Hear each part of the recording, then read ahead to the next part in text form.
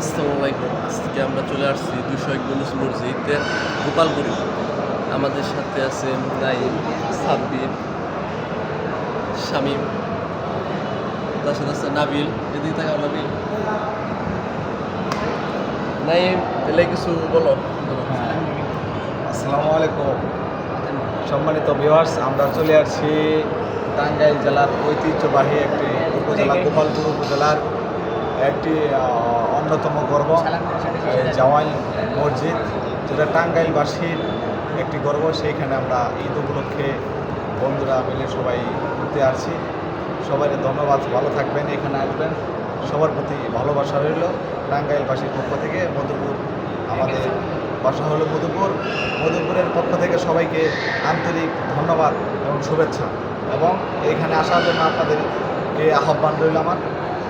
আসসালামু আলাইকুম। আমাদের সাথে আছে শামীম। আসসালামু আলাইকুম।